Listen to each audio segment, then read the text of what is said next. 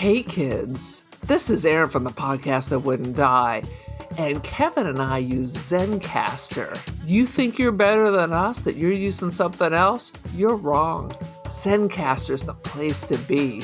Who are you to deny it? It's now super easy to record a podcast with Zencastr. Log in using your browser and start recording a high-quality podcast right away. Record studio-quality sound and up to 4K video with your guests. Feel a sense of zen knowing Zencastr's multi-layered backups ensure you always have your recordings in the highest quality, even if the connection is unstable. If you thought about podcasting before and realized that you need a lot of different tools and services, those days are over. With Zencastr's all-in-one podcasting platform, you can create your podcast all in one place and distribute to Spotify, Apple, and other major destinations. Go to zencastr.com/pricing and use our code DIEHARD and you'll get 30% off your first month of any Zencastr paid plan. We want you to have the same experiences we do for all our podcasting and content needs. It's time for you to share your story. Only a fool will give up a chance for a 30% discount. Hey, this is David from the Piecing It Together podcast, a podcast about movies and the movies that inspire them. For over 4 years, each week, a guest and I take a look at a new movie through the lens of what other movies we think were either an influence or connect in some other way. It's a fun, unique way to discuss films that leads to a great list of other movies to check out that either explore the same themes and ideas or maybe utilize similar filmmaking techniques. Including special episodes in our side series that twist the format, we've done over 200 episodes, so there's bound to be one on a film you've been thinking about and want to dig deeper into. So check us out on all the major podcasting apps and at piecingpod.com.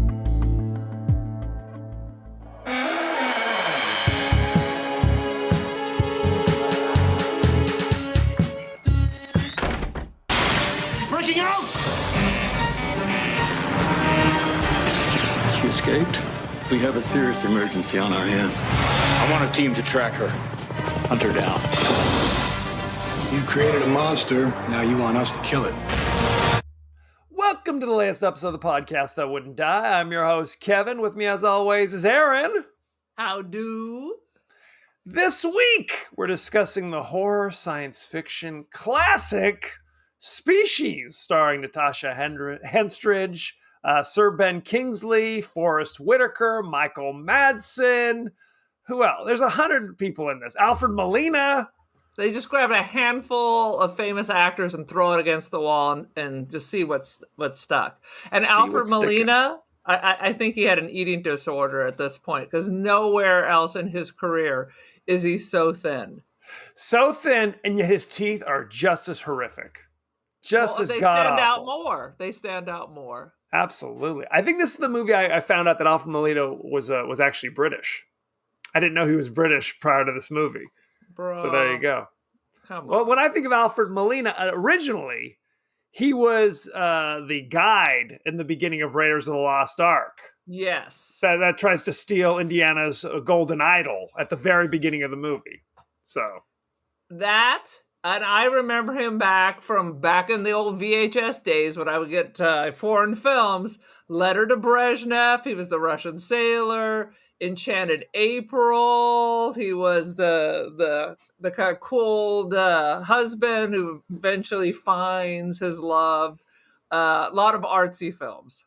Good stuff. Boogie Nights. Boogie fucking Nights. Boogie Nights. Well, we just talked about Deep Blue Sea with Thomas Jane, also from Boogie Nights.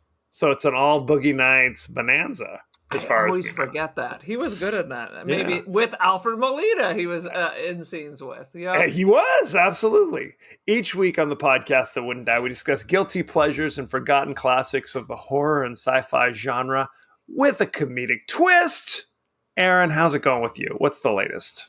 Dude, I stayed up till like freaking midnight. I didn't even realize what time it was. So I almost missed our earlier podcast. I slept it because I was rewatching Deadwood. Ian McShane is just Dynamite. a marvel to watch. He is, if he's in any scene, even if he's rolling his eyes, he steals the entire scene. Absolutely. He's a damn treasure. No question. I remember watching Game of Thrones, and it was when the Hound was out wandering after he told the king to fuck off, and all of a sudden there's a cult. I'm like, is that fucking Ian McShane? Stole it from the Hound, and that's hard to do. Yep. He's like in 2 episodes or something. Really short, like just pops in. Like, yeah. Good stuff. Good stuff had by all.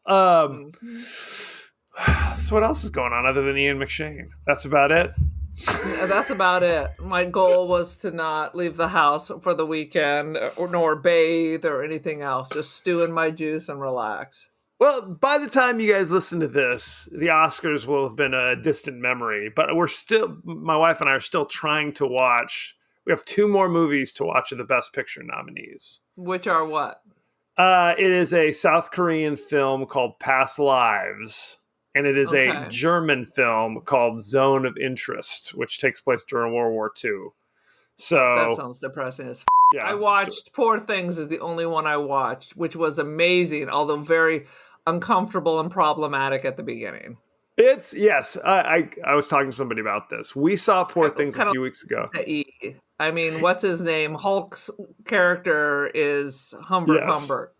Oh, no question. No question. Well, and the thing about it is, I was talking to the ticket taker. She's like, people usually leave after the first 15 minutes is what she said when we first said it. And by the 15-minute mark, I'm like, oh shit, what am I in for? Because it was the scene where she's like stabbing the corpse's eyes. I'm like, oh my God, I think we may be in trouble. But it's never that horrible again. It's as long as you're cool with just nonstop porny sex for the rest of the movie. Sex, but it's an amazing film. I mean, it's visually stunning. It's funny. I kept trying to Google her eye. I don't remember her eyes being so giant. I was like Googling, did they make her eyes bigger? And I couldn't find anything about that. That's just how she looks. But everything's shot like a fisheye. I mean, it is spectacular. If you get past the first 50 minutes. We enjoyed that. It's weird. Make no mistake. It is weird and corny. We also enjoyed American Fiction. We thought that was fun and funny as well. Had social commentary, but there was a lot of good stuff to it. There are other movies that are like heralded that I didn't really care for. I didn't really care about Maestro. I found it kind of, when they make the movies where it's like Oscar bait. I don't like blatant Oscar bait kind of movies, and that's kind of what I see when I see Maestro. But and then Oppenheimer was good, and I enjoyed Barbie. I didn't care for Barbie, quite frankly. You didn't like the politics?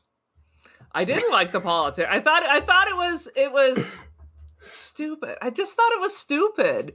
I was like, really? Everybody just men were oppressed in the Barbie world. I mean, yes.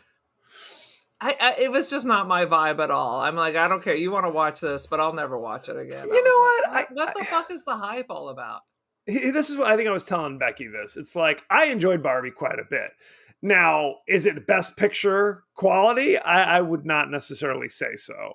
Every now and again, you get a movie that gets kind of like, it's a cultural phenomenon. And maybe that's something. Maybe they should be more of those kind of movies that make it into the final 10. It shouldn't always be like, well, I have these 3 movies that I have to watch and it's homework. You know what I mean? It should be like, here are some popular films that make it to, best picture consideration. I don't like all these minority empowerment. You're against movies. That. You hate the empowerment of minorities. It feels like bait. It does feel like bait. I remember people going on and on about Wonder Woman and quite frankly, Black Panther. And I'm like, I don't give a shit. I enjoyed Wonder Woman a lot. I thought Black Panther was overrated. Truly. I thought Wonder Woman was overrated. I'm like, disagree. Hard disagree. They're like, oh, well, but I'm like, this. This is not my vibe at all. Anyway, so that's good to know. Why don't you guys? And I'll never see fucking Oppenheimer. That looks like shit. That is not up my. It's good. Line at all. It's good. It's just a little bit long, which is Killers of the Flower Moon is long. I'm not so sure how good it is. Yeah. Anywho, that's my opinion. Hard pass. I'm not wasting any time. I'm only seeing things that people that I respect their opinion then tell me it's fantastic. Fair enough. Especially if you're putting in 3.5 hours into seeing some of these things. I got to leave my house. I got to buy a $14 popcorn. I Yep. got to rally the troops. I mean, I've gone to movies with other people just because they wanted someone to go with, fully prepared to just fall asleep in a popcorn coma, and stayed awake and was surprised, but that doesn't happen often. We have the movie passes. So we basically go to the movies every weekend. We're like, we're going tomorrow. What's playing at a time we want to go? So we wind up seeing freaking everything nowadays. We saw The Beekeeper with Jason Statham. We saw Lisa Frankenstein. We see it all. I mean, That's where we're I at now. love Jason Statham. I think he's sexy, but unless you go to movies, you don't know what the movies are. Yeah, oftentimes that's true. Because Sad I but don't true. watch regular terrestrial TV. I mean, I'm paying for it, but No, we're I cord don't cutters. normally watch it. My children don't know what commercials are. And when they're confronted with one, they're outraged. If they see yeah. one 30-second commercial, they can't freaking stand it. They're immediately like, what is this? Our cousin Heather flies into a rage when I'm listening to the free Spotify and an ad Yes. comes on. That's what my kids do as well. They're like, you need to turn off that app, restart it to skip. I'm like, and hit a tree while we're doing this? Is that the plan? Or we could just live I'm with like, a I have 30 too second. many subscriptions. I cannot pay for the Sirius in my car and then pay for Spotify. It's too much. I understand. Why don't you give us your 30-second synopsis of Species, which has nothing to do with any of this stuff? It has nothing to do with any of this stuff. It's the origin of the alien queen, I guess. It's the same old shit. During this time, you threw in some Geiger images, sexy aliens that everyone wants to F, but it all works out badly. And of course, the aliens are loose. I mean, this is the alien. This is first contact with the alien queen, right? Seems like it. Seems like it. It looks just like it with some Rasta braids in the back. Now, do you remember, is this the first time you've ever seen this movie? Yes, but it's very similar to that other movie it's also like an alien that wants to F everybody, but they're like a Which praying one? mantis. Oh, fuck, who knows? They're all the Praying same. mantis. They were like in a farmhouse. Oh, they want to destroy it, so they take it home, like a husband and wife take it home, and it ends up wanting to have sex with the husband. I have no idea what movie you're Splice? talking about. Oh, okay. Yes. I never saw Splice, but yeah, I remember seeing ads for it. It does seem very similar. Yeah, to it's that, nice that that all kind of the movie. aliens are sexy ladies. That is, I appreciate It's it. never like a well-built dude with a big schlong. It's always like a supermodel. No, that's a good thing. Which is kind of ridiculous. If you think you want to, now, if you want to get crazy, there was a movie called Humanoids of the Deep, where it was scary kind of mermen coming up to impregnate women everywhere to make them give birth to mutant fish babies. It would make sense that if you're an alien race coming down, not seen this. we need to talk about it. It's from the 80s. It would make sense if you're an alien race coming down to like spread your seed that you would be a male of the species, so you could scatter your seed to the four winds, rather than you have sex with one dude and then slowly a baby is born. the pregnancy progresses however long that takes, and then there's one more, unless you have twins or something. Maybe that's a thing. And who knew if an alien just sends us a string of DNA? I didn't know we could create our own DNA. I didn't know that there are scientists where I just type in a string and generic material squirts out the other end like a pasta. They said that they got the radio, and I had to I watched this with Caleb. He was on his phone the entire time, so he probably doesn't even remember.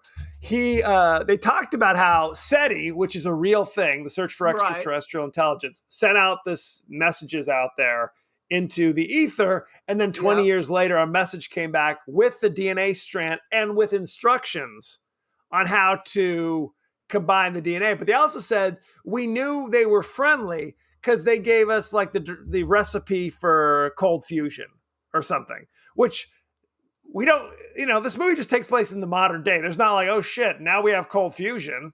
You know what I mean? Now we have limitless energy. It's still just regular Los Angeles or whatever it is. So who the hell knows?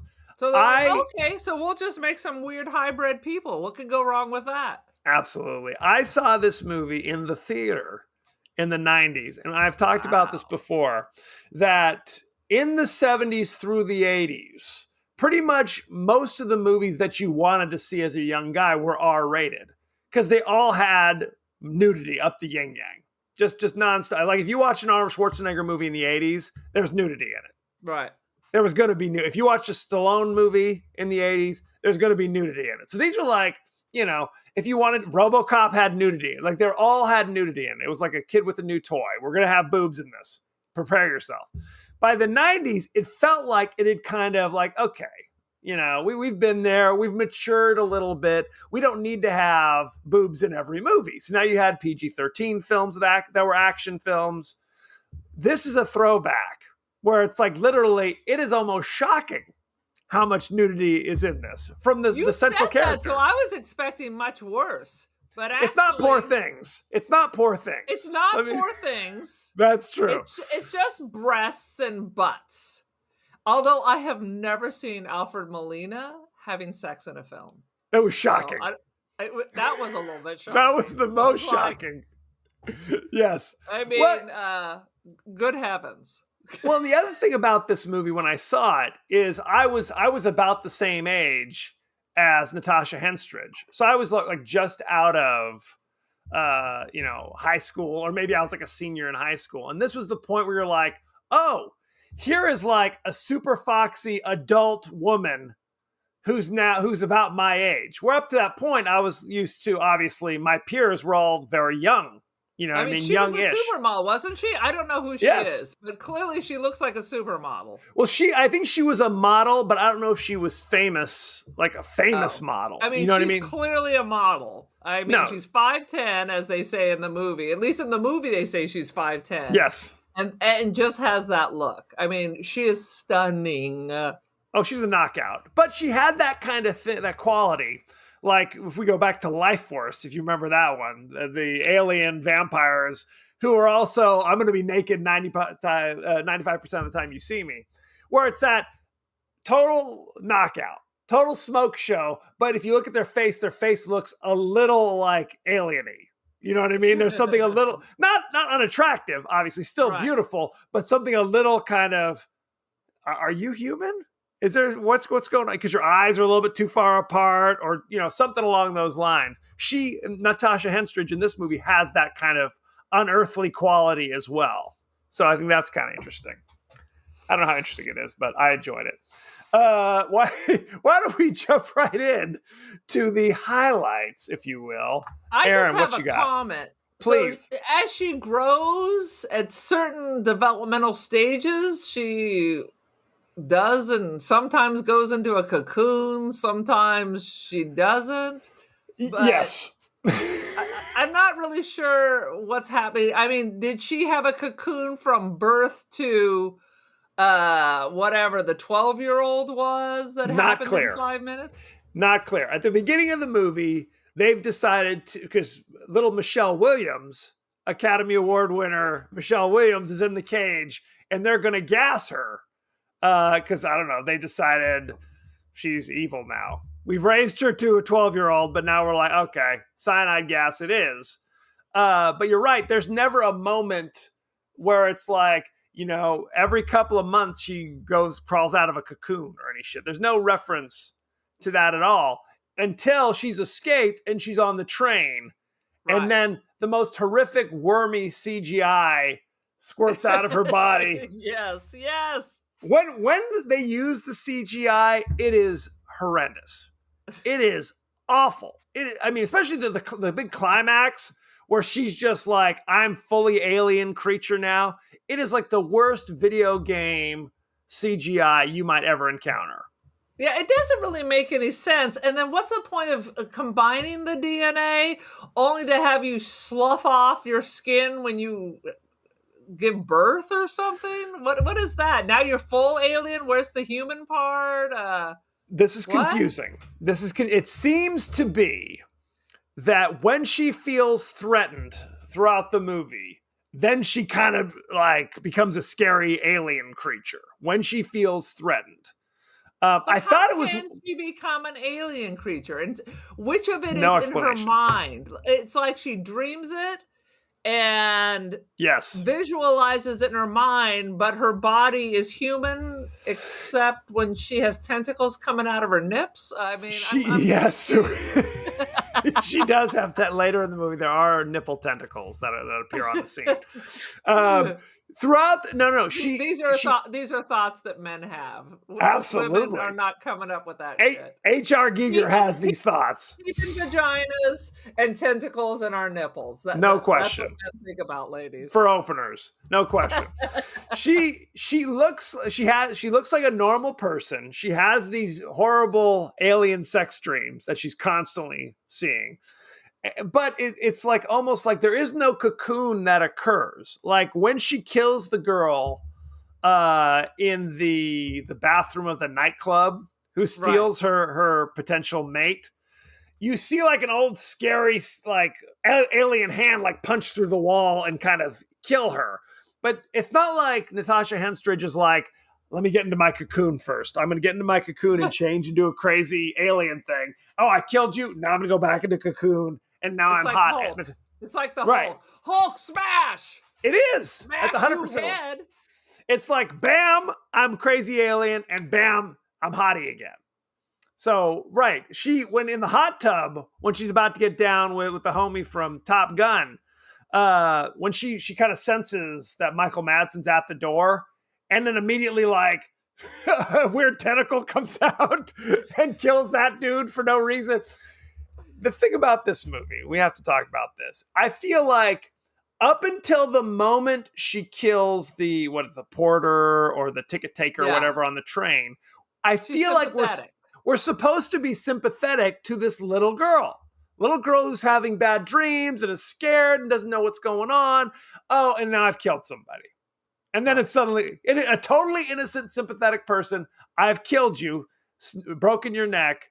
And now I think it's like when she becomes Natasha Henstridge, now there's no more sympathy, right? There's no more sympathy, is there? But you wonder, is this like the kid from the Omen? If they had the proper upbringing, because she doesn't even know how to have sex, right? She figures it out pretty well. She figures it out eventually. But if maybe she wasn't raised in a cage, but you still have the primal drive. So you wonder at first if they had done some planning and had made a connection with the human, say, no kill. No. Yes. Give them a pet kitten, work your way up, teach them empathy. Although she seems to be born with superhuman intelligence and knowledge. Right. Like I watch a person drive a car once, I am now Grand Theft Auto. Right. She has all this presumed knowledge, but I don't know how to eat a banana. Were they not feeding her food, or was it kind bars is all they gave her? Only kind bars, absolutely.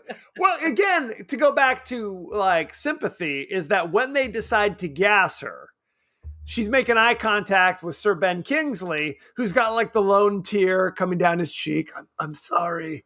Which is ridiculous.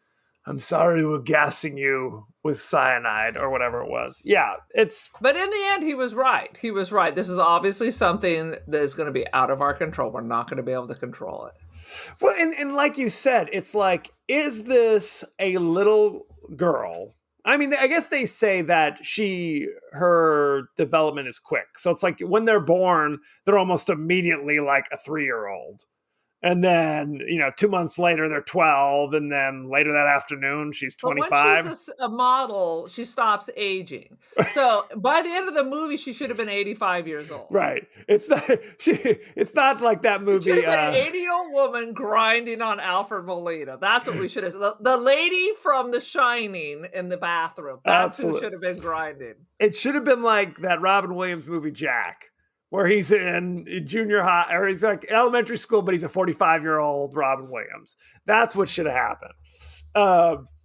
No, but so we don't get the sense. Very quickly, we realize that she's not, even though she can talk and like has thoughts, she's basically an animal. She's an animal who has these primitive drives that she is incapable of controlling, essentially. Or she's not trying to. She's just like, I'm an animal, so I'm going to try to get pregnant. Right. A dog doesn't reflect on whether it should kill something or, shit on your floor. It's not sitting there going, maybe that wasn't a good idea. 100%. She's just doing what pops into her mind. Instinct. Just pure unbridled instinct is basically what it is. Right. So she escapes, and Ben Kingsley, who I'm assuming works for some kind of governmental organization, but they don't ask too many questions. He assembles a team where it's Marg Helgenberger from CSI, who is like a molecular biologist. Right, doing her CSI thing. We got Alfred Molina, who I think is like some kind of anthropologist. Is that his contribution? Something along those lines. Nothing to the show. Except he also was trying to, follow his instincts. Every time they're at some kind of public setting, he's like, maybe I can hook up with some ladies while we're here. We got a few minutes, don't we? He's like, I'm all slim and trim. Now's the time. I with my floppy hair. Down. Yeah, he's ready. And then you got Forrest Whitaker, who they say, I'm an empath. I feel things strongly. And he's more than an empath. Yeah. This is like Star Trek empath. I'm a psychic and I know where you are at all times. Oh, it was ridiculous. They would show a photograph and he'd look at it and be like, oh, yes, she's very sad. She's sad. It's like, well, you can see the expression on her face. She's frowning and there's a tear. You're amazing. Right, exactly. He's not like Deanna Troi from Next Generation, where it's like, lay a hand on somebody. Oh, I feel your emotion. No. If I see a charcoal rendering of a figure, I'm like, oh shit, yes, I know exactly what's going on here. And then there's Michael Madsen, who basically is the Terminator. He's basically, they don't send me here to bring people back alive. That's my Michael Madsen, by the way. So his gravelly Nick Nolte voice is basically what he brings to the table. I love him. He is always so good. He's always him, but he's always perfect. He picks roles that are perfect for him. Dynamite. I mean, Kill Bill. Oh, no question. He's great. He's great. What do we got here? Here's my question. Please, go for it. This chick gets hit by a car.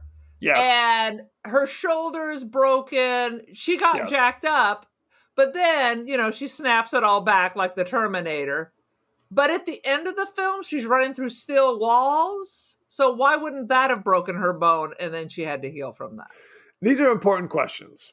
We don't know. We don't fully know the answer to that. Although I will say, when she's in the hospital room and the doctor's looking at her shoulder going like, oh yeah, it's broken in like 15 places. And then you see it start going under the skin. I was like, oh my God. Now granted, it wasn't like amazing CGI, but it was just enough of popping and snapping that I was like, oh Jesus. And then the bruise went away too. And then the bruise went away. So that was kind of a cool moment. But she didn't go on a melee killing spree at the hospital. She just casually walked out. Well, they said she only kills some control. She only kills when she's threatened. When she's threatened. They're painting a broad stroke with threatened. Like the chick in the bathroom who's talking to some dude. There was 500 other dudes in that bar. And she didn't even wind up with that dude. Up by rich dudes. Right. She goes to the club in Hollywood and she talks to a guy for 15 seconds.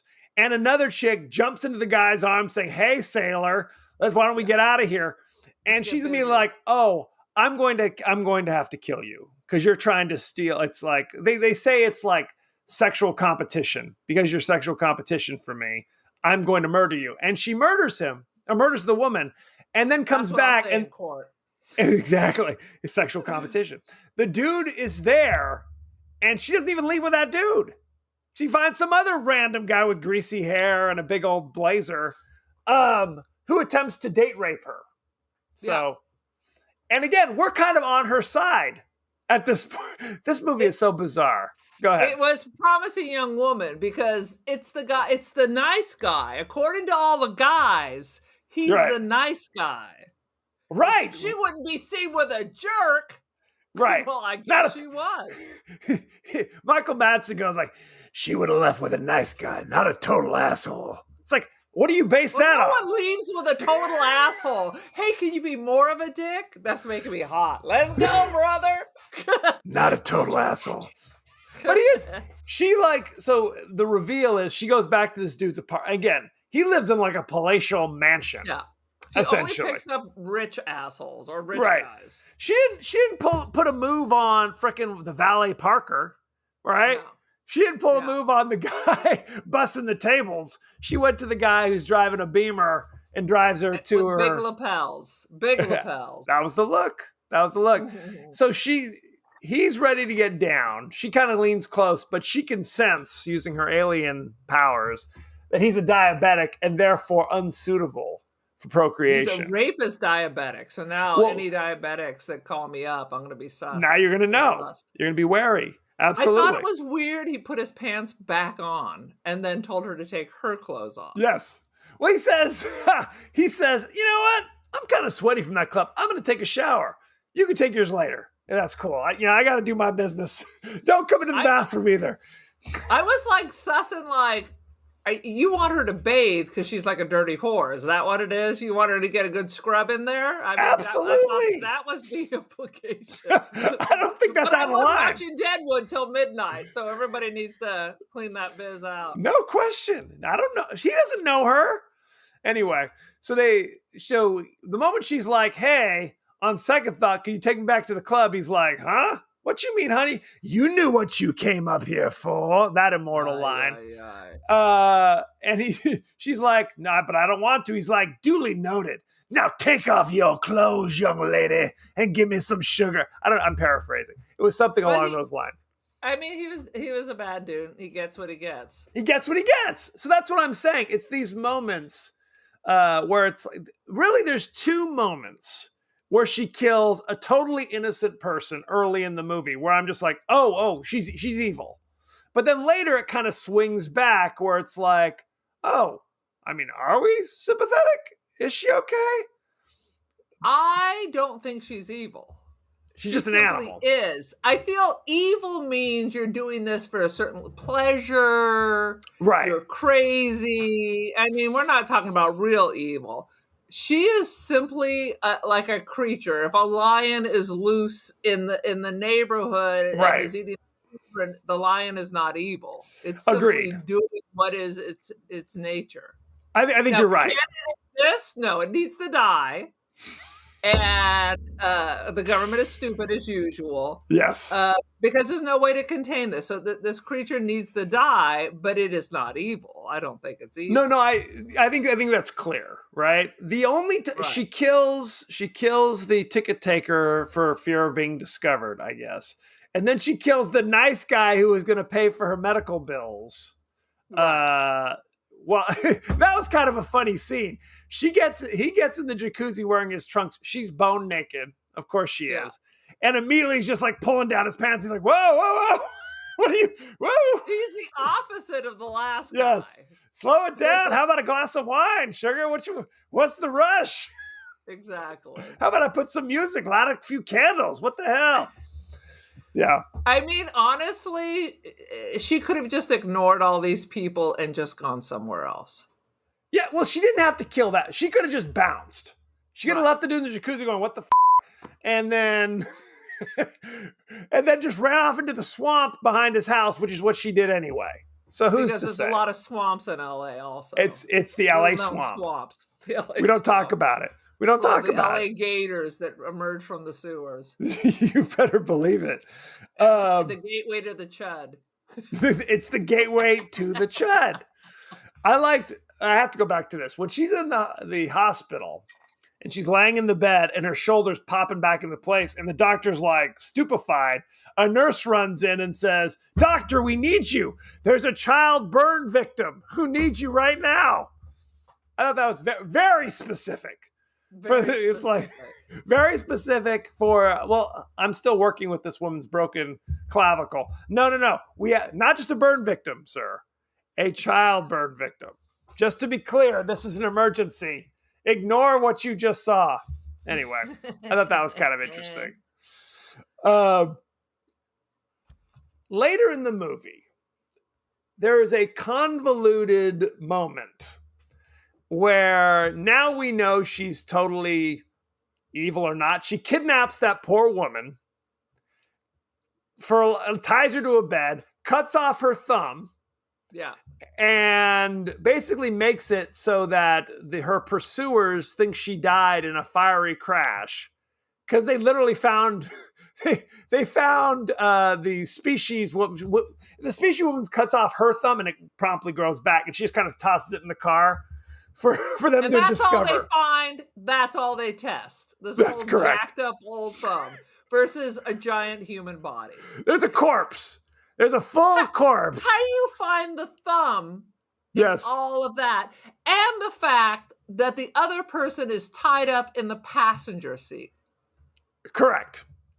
Tied up in the passenger seat, burned to death. Here is a totally unburned thumb that's clearly just been surgically snipped. It wasn't like in my car accident, my thumb was ripped off. As often happens. I've been on many car accidents and my thumb always gets ripped off. Constantly. Always. Constant thumb rippage. We don't talk about that often as we should. Luckily on Part Alien, it grew right back. Just grew, snapped right back. So they're kind of like, oh, I guess our job is done. And they go back to the hotel bar and they're like, you know what? I'm in the mood for love. So you got Marg Helgenberger and Michael Madsen immediately like, let's do this. Let's do this. And evidently, I looked into this up in the notes. I'm spilling the beans here. They improvised their sex scene. There was no, awesome. there was no intimacy person in there helping out. And literally, there's a scene. He's laying on his bed with his shirt off, and she's pulling his pants off, and she's all, get up. And she like sidles up to him on her knees to clearly give him a Hummer. It's like, I don't know if we need this level of specificity in the sex scene, but okay. It's the 90s, I guess. Good times. Yeah. Aaron is speechless. Good Lord. It was ridiculous.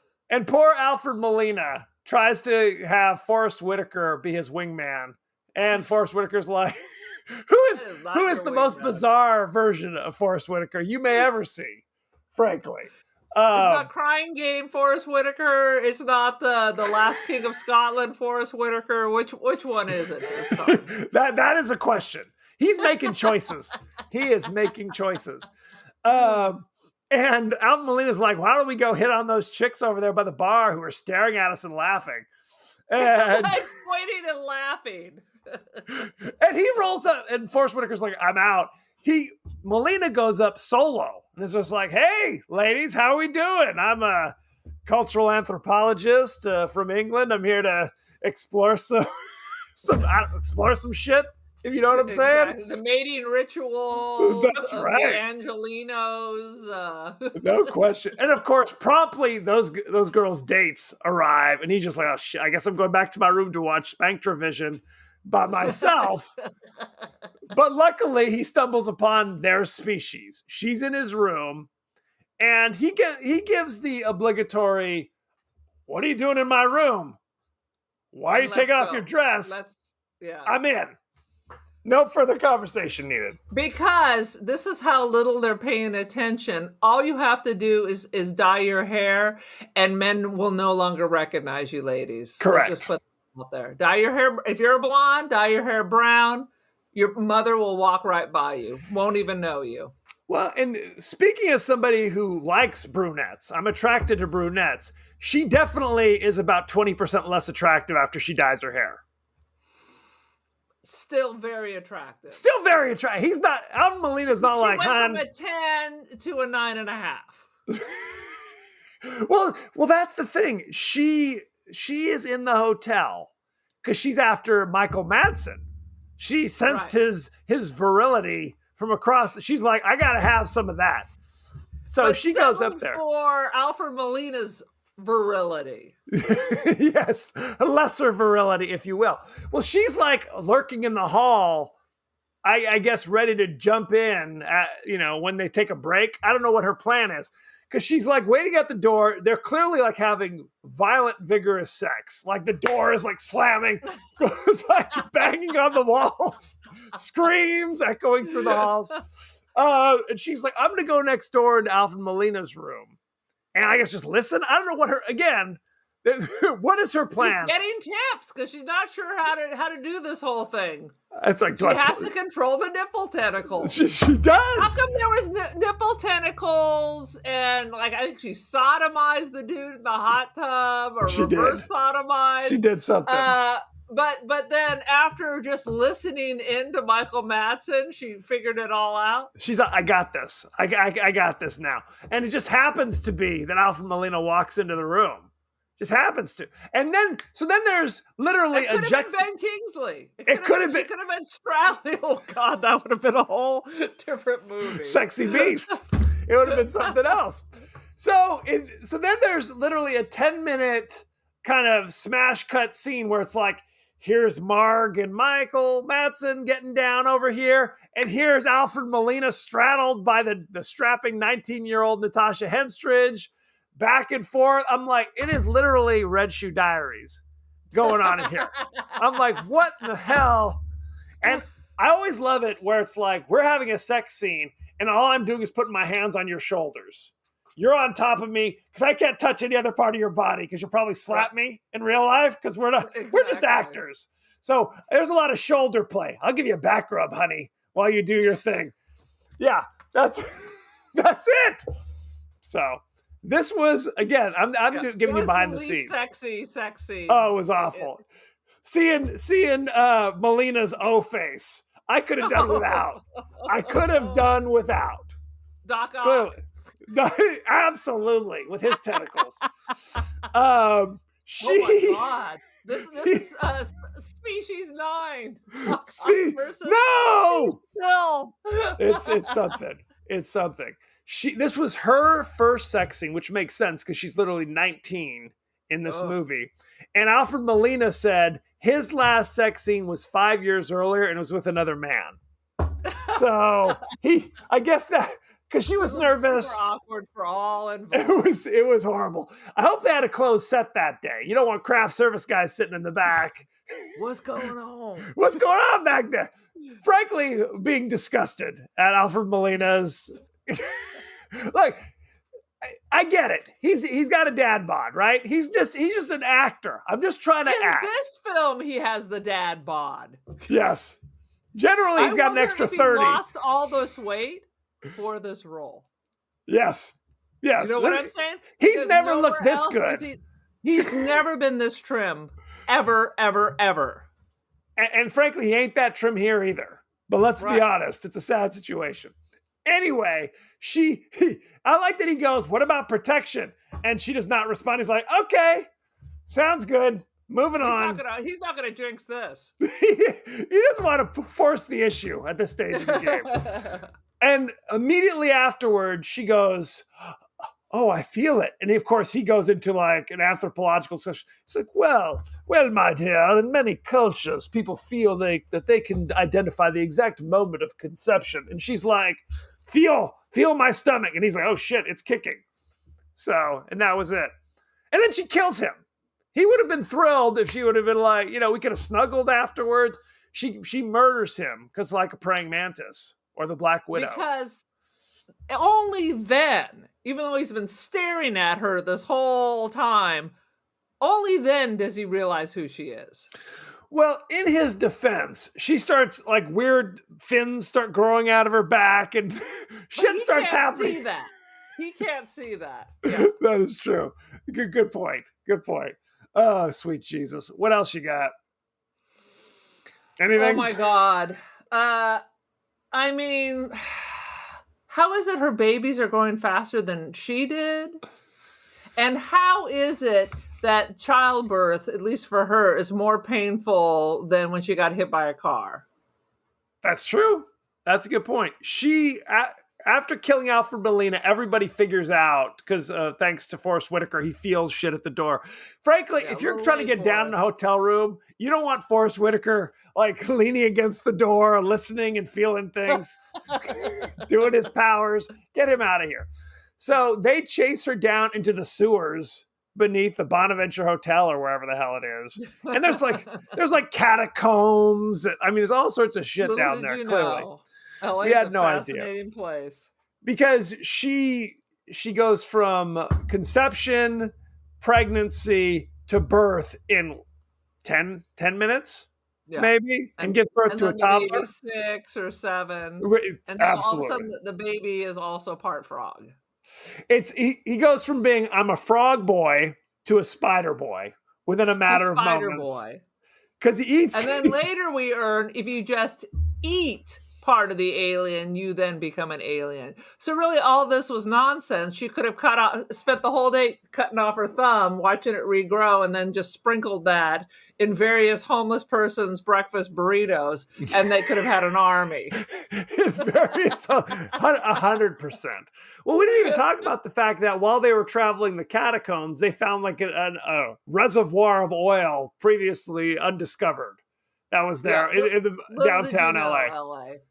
Who would have thought? The fact that you would have smelt it long before you saw it. Absolutely.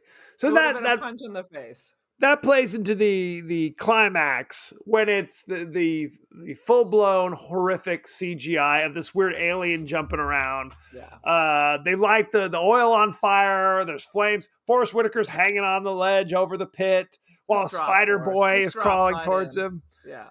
And they first of all, they shoot the species woman into the fiery pit. But of course, she reaches up and is still alive, grabbing onto Forrest Whitaker's ankle. And Michael Madsen takes a grenade launcher and shoots her at point blank range with a grenade. It's a grenade launcher. It launches grenades. So having a grenade go off 3 feet from you, not a great plan. Not a good plan, to say the least, but it all works out. Forrest Whitaker lives. Marg Helgenberger survives. Michael Madsen is fine. So good times had by all. Except for the rat who eats some old nipple tentacle and turns into an alien rat thing. It has to be the nipple tentacle, even though it's from a little boy. So it squirts the tentacle out and starts to strangle. Was it Michael Madsen is getting strangled by a nipple tentacle? You're getting me with your nipples. Yes. Who knew it just took a headshot? They went through all this. All you had to do was shoot him in the head? That's all it takes. It's all it takes. Good times. So now we're supposed to understand that species 2 and 3 are all about alien rats that live under the flaming oil pond under LA. I feel like I saw species 2 once, and I think it's like an astronaut comes back and now he's got a little bit of the species going on with him, and wouldn't the DNA get diluted? Her baby is going to be less alien than her little boy will be less and less and less and less. I'm only 1/8 alien, is what you're saying. I'm eventually only 1/8 alien. I still have the nipple tentacles, but I don't have the spikes on my back. Correct. I am alien 3 times once removed. Right? That's what it is. So there was Alien 2, which was a theatrical thing, and then there was Alien 3, which there was I think the second one still had Michael Madsen, Natasha Henstridge, Marg Helgenberger. Henstridge in it? Because she's back.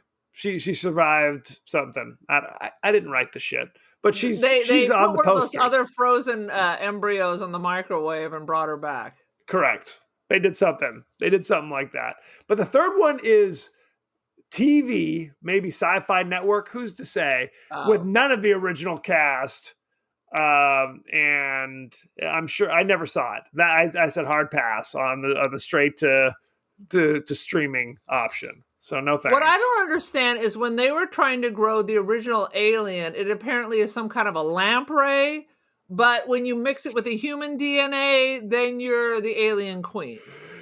Well, yes, we You're didn't a talk Geiger about that. fever dream with tentacle nipples. They had the embryo that they were going to implant in the lab just to see if they could figure out what the weaknesses are of this thing. And as they're poking the egg with the alien semen, or what, I don't know how they're doing it.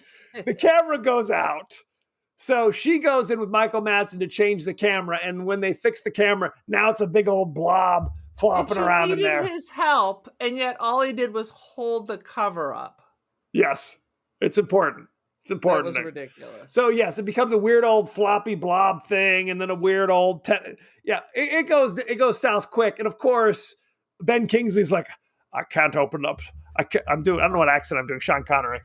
I cannot open up the laboratory there because the weird species could get out. You already have one out. At this stage of the game, what does it matter? What's more? One more? I mean, that is 2001. That is Alien. Yes. This is every movie. Follow the protocol, and everyone's always surprised. What? What do you mean? I set the countdown, and you'll all be burned. Countdown. I'll be like, blast. You'll all burn to death in one if you cannot solve this in 1 minute. So it's. While Forrest Whitaker and open up the cage, hurry! But they forgive him 5 seconds later. Had a nipple tentacle when they're dealings with Michael Madsen. No question. But again, he was content to burn them alive following protocol. When they escape, there's not a scene where he punches Ben Kingsley. Like, you could have burnt. He's like, I hope you realize that I had no choice. And they're like, okay, I forgive you. It's all good. Let's continue. No. Anyway, any last thoughts about Species? I don't think so. That'll do it. Good times. Let's go behind the scenes, shall we? I spilled a lot of these behind the scenes, but I'm going to spill some more. Well, my only comment was I never went to cool clubs like the one she just happened to find that was recommended by the creepy dude at the Motel 6. Well, who turns out to be just a normal dude. He's like, oh, hon, you forgot your credit card. I'm not a weirdo. No, it's those clubs where there's a line out the front and the bouncers are basically like filtering out who can come in. Only the hotties are allowed in. Everybody else can just sit outside all night. Yeah. Anyway, behind the scenes, H.R. Giger, we talked about how he basically designed all the aliens, all of the nightmare sequences he designed. And earlier in the movie, there's a weird nightmare train sequence. Yeah. That MGM was like, we're not doing that. That's going to cost too much money. And H.R. Giger spent his own money, $100,000, to film a 30-second nightmare train sequence because he's a lot an artist. Of good visuals in this. There's a lot of good things to be said about this film. Early in the movie, there's this. By the end, it goes up in flames. Michael Madsen once claimed that this was one of the few movies he had done that he was proud of, but referred to the film's sequel as lousy and admitted he did it only for a paycheck. Boom. One of the few, you mean like he wasn't proud of Reservoir Dogs? Not proud of it. Proud of all his Tarantino work? Hated it. Dude. Only Species. I love these dudes who can't recognize their good stuff and then piss on it. They can't do it. Let's see. Director Roger Donaldson said in an interview that the first cut was over 2 hours and 7 minutes long and it had a different ending action sequence in battle with the Species woman. So there you go. They trimmed it down, to say the least. Good thinking. They could have trimmed a little bit more, I think. But you're right. The first half of the movie is so much better than the second half. Oh, no question. Then it just becomes like a chase thing. Absolutely. It's, you know what? It's Deep Blue Sea, where the creatures have to go and feel like they have to deal with everything instead of just bouncing and disappearing. She could have gone anywhere. Oh, no question. Frank Welker, famous voice actor from like Scooby-Doo and the Transformers and things like that. He did all of the alien sound effects. Every time she kind of screeched and squawked, that was Frank Welker. So good times. Okay. All right. I said this earlier. Michael Madsen and Marg Helgenberger were allowed to improvise their sex scene. So that's good. That's always fun. In the commentary, Michael Madsen says Ben Kingsley was protective of his chair on set and didn't like anyone touching it. Dude, Kingsley. that's a Curb Your Enthusiasm. Remember when he had his chair roped off? Absolutely. Kingsley said Madsen would purposely do things to it, including dumping garbage on it and hanging it from a crane. Michael Madsen signed on immediately at the chance to play a heroic role for a change, because as we know, he's usually kind of a scummy villain. He heroic? He's playing it like a guy who's just a paid assassin. He is, but he's trying to kill the evil alien thing. So there you go. All right. So I do think he's underutilized. I like Michael Madsen. I generally enjoy his work as well. Michelle Williams, who played the young Species woman, dislikes this movie due to the amount of bullying she received after it was released. Oh, I bet. Very upset, which is bizarre. Because kids are monsters. Unless Ben Kingsley was bullying her. Is that what you're saying? Ben Kingsley said, "Do not use my chair." Damn it! Or I will Mark bully you. Helgenberger would push her down. Spit on her. Pierce Brosnan was offered a part in this movie, but declined due to scheduling conflicts with GoldenEye. Yeah, that was why. That was it. Arnold Schwarzenegger was briefly interested in the script, but it was clear the budget wouldn't allow him. So there you go. The film's cast includes 2 Oscar winners and 1 Oscar nominee. Do you know who they are? Alfred Molina. Oh. Ben Kingsley. That's one. And let me think. Not Michael Madsen. Not Michael Madsen. not crazy freaking Marg Helgenberger. Not Marg Helgenberger. It's Forrest Whitaker. Forrest Whitaker. Last King of Scotland. So those are the 2 winners. The Oscar nominee is Michelle Williams, who was nominated for, what the hell was she in? Was Forrest Whitaker, it was Last King of Scotland that he won for, right? Yes, it absolutely. wasn't Crying Game, because he was more of a minor role in that. And we all know what there is to know about The Crying Game. I messed up the lyric. What is it? I know all there is to know about The Crying Game. Let's talk about the cast and crew, shall we? I have one complaint. I forgot. I just noticed Please. In my notes. At one point, that when they're in the sewer, why are there air bubbles coming up? That is she farting? Or She's usually farting. when you're holding your breath, you're not just little tiny air bubbles escaping from. She was decompressing.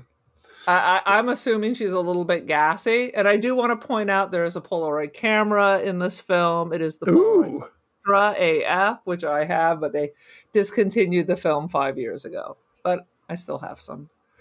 This movie was directed by Roger Donaldson. You know him from The World's Fastest Indian in 2005. Never saw that. No Way Out in 1987 with your friend Kevin Costner. That. Yeah. He directed Species. And he directed The Bounty in 1984 with Anthony Hopkins and Mel Gibson. Passed. As in Mutiny on the Bounty. Yeah, I got that. Mel Gibson. Not a fan. I mean, I liked Braveheart, and I did see that. What was the action thing where he always bared his butt?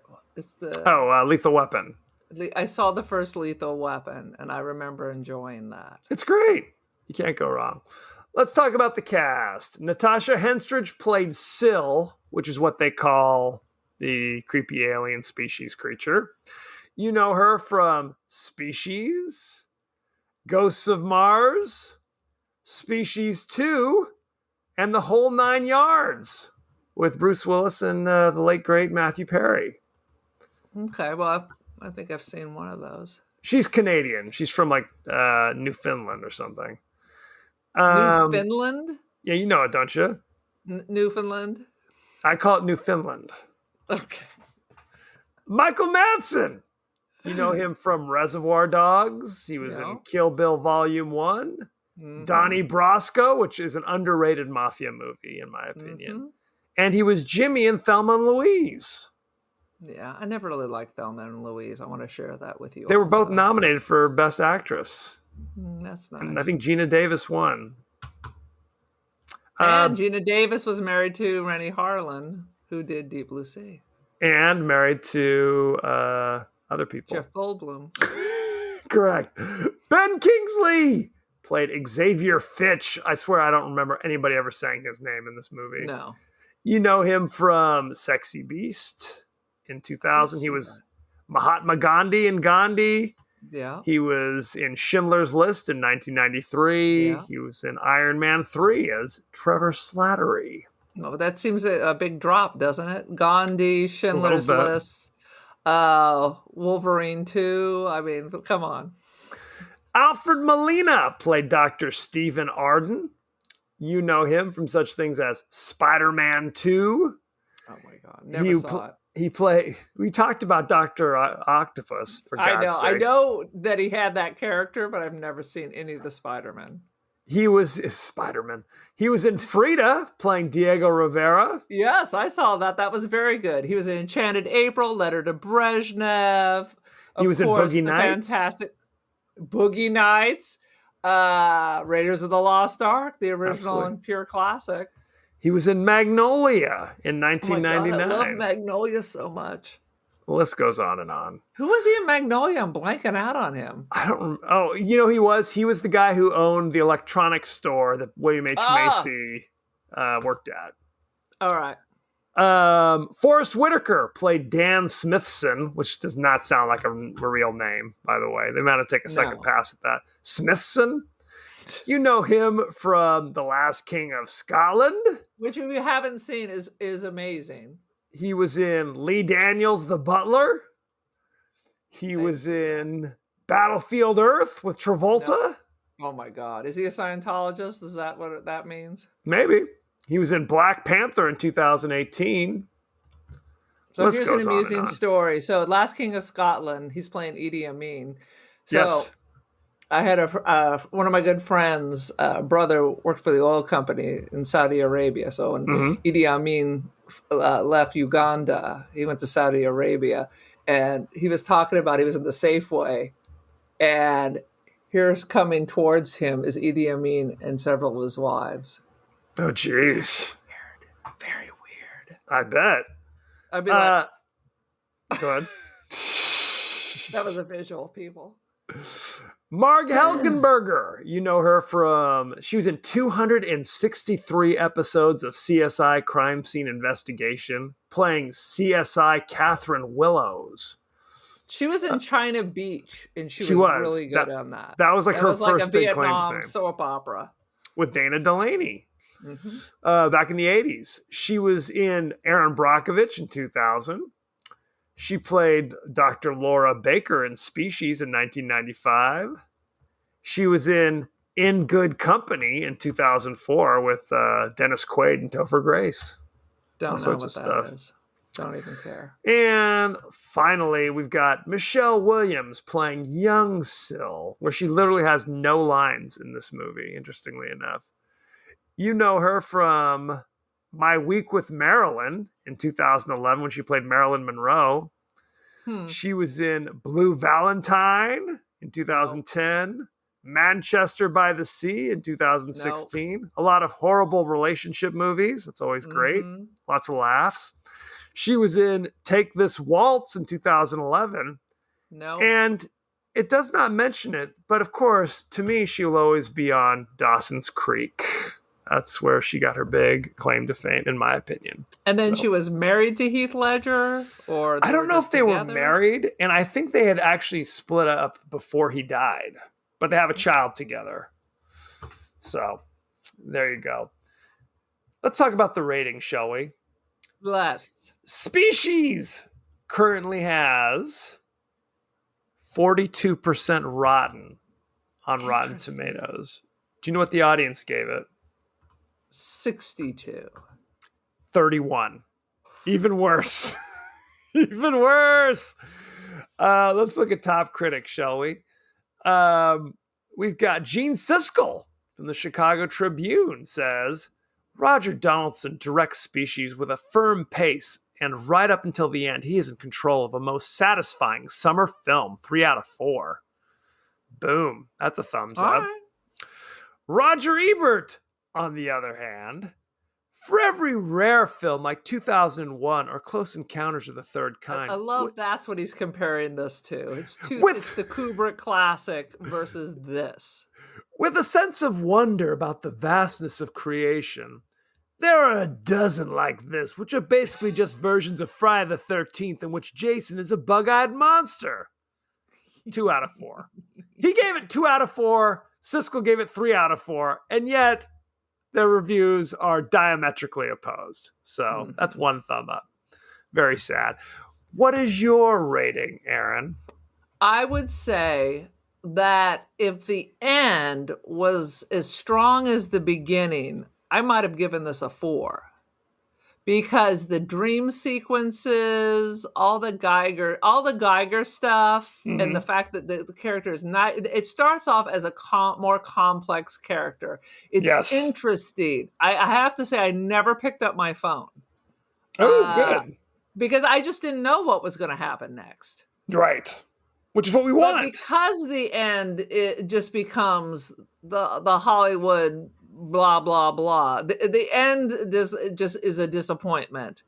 I'm going to give it 3 nipple tentacles out of 5 wrapped around Michael Madsen. I feel like I enjoyed this more when I saw it back in 95, if I'm being honest with you. I think sometimes that happens. It sometimes happens. I feel like it's a good, enjoyable film. Good enough. Let me say that. Good enough until they go in the sewers. The moment they're in the sewers, it all falls apart. It falls apart. Chase. It's nothing special. Agreed. Go ahead and get your favorite beverage, because I'm going to give it a 3.5 out of 5 weird nipple tentacles while you're trying to get in the hot tub and something's happening. So I would say check it out. I think you'll enjoy enough of it. And you definitely get to see bizarre. You get to see a lot of nudity. Again, not Poor Things nudity, but it's a little something. And then bizarre hotel. You get to watch Alfred Molina having sex with a woman.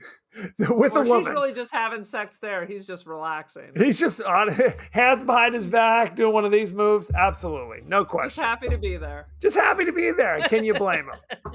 So that's kind of my feeling. So any last thoughts about Species, Aaron?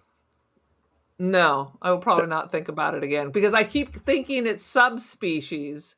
Not and then subspecies. I kept thinking it was Split or Splice or whatever the because I'm not watching that again. It's not Splice. It's not Mimic, which was another movie about weird Oh, yeah, I think creatures. I saw that one too. They're all, you got to be, it's never Roseanne who is the alien.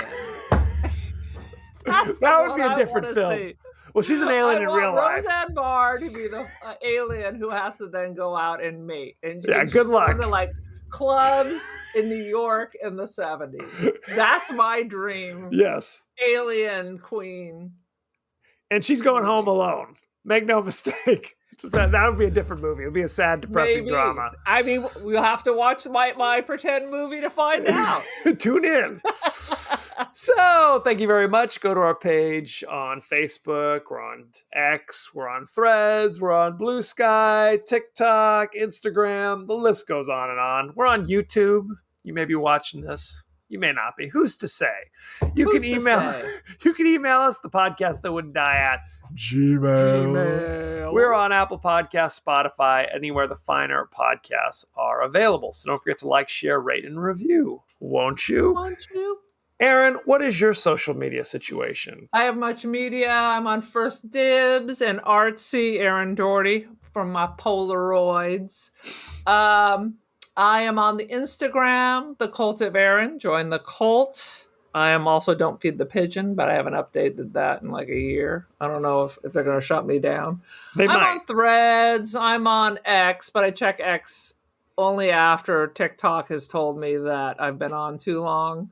It took me a long time to realize those "Are you tired of scrolling?" were directed at me and directly related to the amount of time I was. Take a break. You It was bastard. take a break.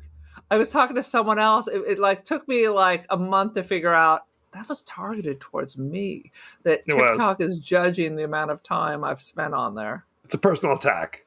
Truly. It's a personal attack, you bastards. So what we like to do is have questions, comments from our friends across social media. So talking about our chopping mall episode, we've got our friend Ben Burns 365 says R2D2's all like, "Hey Dad, tell me about your first job." Good stuff. Sean Carroll says, "I watched it again recently. Very funny." Which I don't know if that's what it was going for, but again, it's chopping mall. Who's to say? Braylon Jane Valle. Freakishly popular for a movie I had never even heard of. It is freakishly.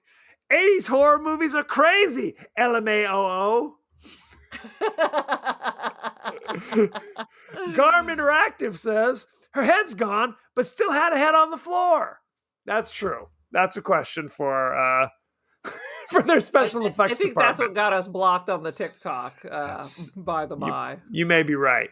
Now, next week, we are doing the science fiction. I don't know if it's science fiction or not. It's definitely horror adjacent. We're doing the car racing movie. Is it a car racing movie? The Wraith, starring Charlie Sheen, Nick Cassavetes. We got Sherilyn Fenn. Clint Howard is in this one, looking freaky as all get out. You can watch Eraserhead's baby if it had grown up. No question. No question. You can watch it on Roku, Stars if you have subscriptions, Hoopla, Tubi, Plex, Freevee, a lot of things with ads. If you don't mind ads, sure they're going to want to purchase it after watching it. if you want to purchase it, you can get it for $7.99 on Apple TV or Vudu. I just paid $4.99 to buy the Prestige. If the choice is free or $7.99 for the Wraith, I think I'm taking free, if you know what I'm saying. So you're not going to need to watch this again. Ever again. Sneak peek. Ever again. So send in your favorite scenes, favorite quotes, comments, and questions. Randy Quaid is in this as well. I almost forgot. Young Randy Quaid. Send in all that shit, and maybe we'll talk about it on the show. So thank you very much, and be well. I say good day.